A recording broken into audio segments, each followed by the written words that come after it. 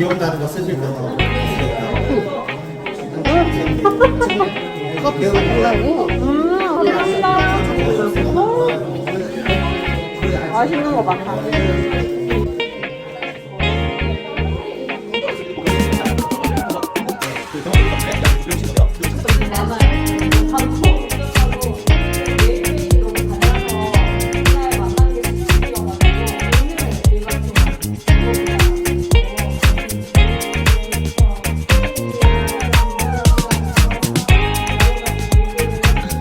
오늘은 정자쌤 만나가지고 할 건 그림책을 만들려고 하는데 당장 막 그림책 만들자 하면 잘 안 떠오르잖아요. 주제나 이런 것들. 그래서 정자 선생님 가지고 있는 서사, 이야기들, 기억들이 어떤 게 있는지 몇 회간은 좀 꺼내봐야 될 것 같아요. 그래서 오늘은 옛날 이야기 하나를 가지고 선생님이랑 충분히 감상하고 이야기한 다음에 쌤이 어떤 서사를 가지고 있는지 조금 파악을 할 예정입니다. 일단 출발을 해볼까요? 근데 오늘은 제가 옛날 이야기를 하나 가지고 왔는데 이 이야기를 듣고 선생님이랑 저랑 이야기를 또 나눠보려고 합니다. 병 속 세상 구경이라는 제목을 가진 이야기예요. 제가 읽어드릴게요. 지난 사이에 바깥에 사는 세월이 100년도 더 흘렀나 봐. 할아버지는 그 뒤에도 오래오래 살아서 99하고도 99살을 더 살았다. 그 병은 어찌 됐냐고? 그러고 보니 병도 온데간데 없어졌네. 어디로 갔을까? 라는 병 속 세상 구경이라는 이야기입니다. 자, 선생님 이걸 읽고 어떤 느낌이 드세요? 든 생각, 느낌 편안하게. 난 이거 들으면서 뭔 생각이 드냐면 세월은 참 지나가는 게 빨리 지나가는데 지내놓고 그 당시엔 모르는데 지내놓고 나이가 점점 먹을수록 내가 뭘 잘하고 뭘 잘못하고 뭘 잘 했다 잘 남겼다는 그런 생각이 들더라고. 잘 남겼다.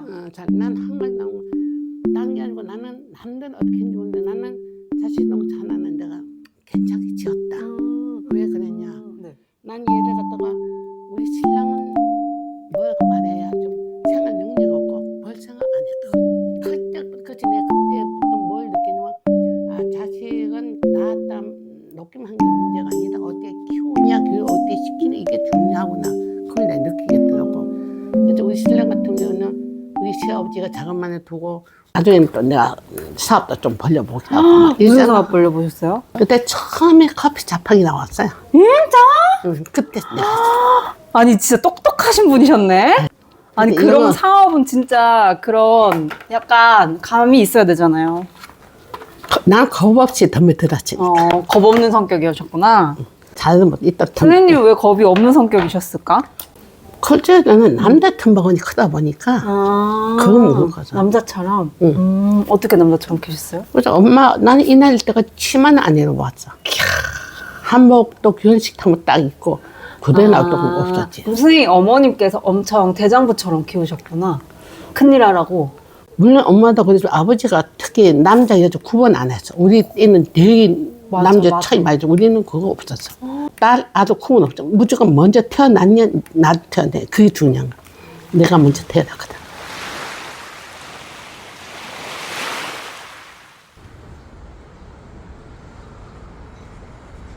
오늘은 정자쌤 댁으로 갑니다. 댁으로 놀러 오라고 하셔가지고 댁으로 가는데 빈손으로 가기가 그래서 빵이라도 사들고 가려고요.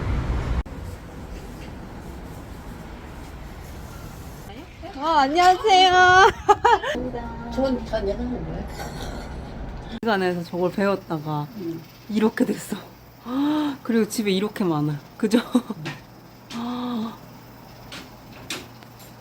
오늘도 이야기를 하나 가지고 왔는데 오늘은 이야기를 듣고 이 이야기 뒤에 어떤 이야기가 이어질지 선생님이랑 저랑 같이 한번 창작해보는 시간이에요. 내 복에 산다라는 제목을 가진 옛날 이야기예요. 그래서 여기까지 읽어드릴 테니까 뒤에 어떤 내용이 이어질지 상상을 해보시면 됩니다. 이거 답은 없어요. 옛날에 어느 부잣집에 딸 셋이 있었어요. 하루는 아버지가 큰 딸을 불러 누구 덕에 먹고 사느냐고 물었어요. 큰 딸은 부모님 덕이라고 말했어요. 아버지가 둘째 딸을 불러놓고 똑같이 물었는데 그 대답도 큰 딸과 같았어요. 아버님 덕에 이제 산다라고 한 거죠. 아버지는 셋째 딸을 불렀어요. 셋째야, 너는 누구 덕에 먹고 사니? 저는 제 덕에 먹고 살아요. 뭐라고? 괘씸한 것 같으니. 화가 난 아버지는 지나가는 수출 만들어 파는 숙장수에게 딸을 데려가라고 해버렸어요.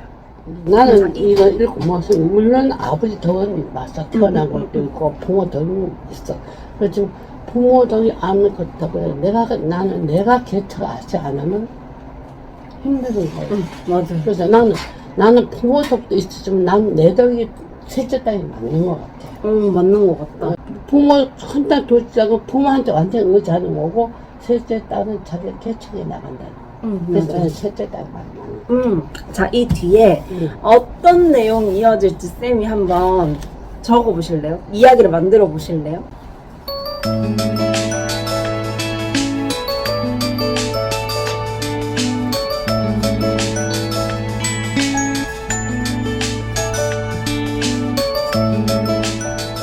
왜 쌤은 남을 도와주고 싶어요? 나는 내가 태어나서 뭘 한가지를 하고 싶어. 주자, 나 참 그거 하나 내가 잘했다니 그런 갖고 싶어. 지금까지는 태어나서 한 가지 했다라고 하는 건 뭐예요? 지금까지 한 걸 했다고 나 생각하는 거는 남들 힘들어하면 같이 마음속으로 아파해주고 또 예를 들어서 큰 거나 조금만서 너나 먹어다가 노력은 해. 힘들어하면 같이 아파해주고 나눠주고 이런 것도 지금 하고 있지만 태어나서 딱 한 가지 하고 싶으면 한 힘으로 남한테 도와주고 싶고 도와줘. 근데 뭐 예를 들어서 나라서 밑에 손 못 받치는 적어볼까요? 셋째 딸이 그러면은 내복에 살아요 라고 했더니 이렇게 생각. 오 멋있다. 읽어주세요. 왜 내복 산다고 한 것은 내복은 한도 끝도 없다. 왜냐하면 내가 어떻게 하느냐에 따라서 잘 살 수도 있고 못 살 수도 있다. 맞다. 걸어가면서 내는데 딸 둘에는 그 시대에 그 시대의 어르신들은 다 딸 하나도 없어 있잖아. 다 아들이야 돼. 다. 그러니까 그 가정 환경이 얼마나 중요한 거야. 제 할머니 친구가 81세거든요. 만날 때마다 이렇게 나는 이렇게 살아야겠다. 저렇게 멋지게 살아야겠다. 아, 인생에서 저게 중요하구나. 라는 깨달음을 얻을 수 있게 하는 긍정적인 힘을 가지신 분이다. 81세인데 만나면 즐겁고 만나면 자극받고 대단한 에너지를 가지신 분이에요. 정자쌤을 만나고 오면 아, 정말 부모에게 받은 사랑, 부모에게 받은 자존감이 되게 중요하다 라는 생각을 많이 하거든요. 81세인데 어떻게 그렇게 사시지? 어떻게 그렇게 긍정적이고 늘 힘이 넘치게 세상을 바라보시지? 라고 생각이 들 때도 있는데 그게 젊어서부터 그렇게 사셨더라고요. 그래서 그게 자연스러운 것 같아요. 근데 그 마음이 아버지에게서 그 시대에 차별받지 않고 여성으로서 다 지원을 받고 사랑을 받고 하면서 생긴 거라고 생각이 들어요, 많이. 오늘은 정자쌤 댁에 가니까 가사 도와주시는 이모님이 계셨는데 이모님이랑 다 끝나고 이야기를 나눴는데 그때 진짜 재밌었거든요. 이모님도 인정하셨어요. 그 시대에 정말 흔하지 않게 가정에서 개척적인 정신을 물려받았다. 두 분이 되게 재밌게 노시더라고요. 서로 놀리면서 놀아. 그래서 되게 재미있었는데 그 이모님도 막 그러셨어요. 저만큼 가정 환경이 중요하다. 공감합니다. 근데 그렇다고 해서 나는 가정 환경이 저렇지 않은데? 그럼 나는 개척적으로 살 수 없나? 라고 생각을 하실 수도 있거든요. 근데 아니에요. 저도 그렇진 않아가지고 제가 정자쌤을 만나면서 늘 자극받고 아, 이렇게 살아야겠다라고 다짐을 하는 것처럼 인생에서는 내 가정 환경도 있지만 살아가면서 만들어가는 환경이 되게 크기 때문에 그래서 늘 새로운 사람을 만나고 그 새로운 사람이 이제는 좋은 사람이어야 하죠. 나이가 들수록. 그런 분들을 많이 곁에 두고 보고 배우면서 아, 이렇게 살아야겠다. 이렇게 행동해봐야겠다. 라는 깨달음을 얻는 것 그리고 행동을 하는 것이 더 중요하다고 생각을 해요. 근데 대화를 하면서 이모님이 굉장히 흥미로운 말씀을 하셨는데요.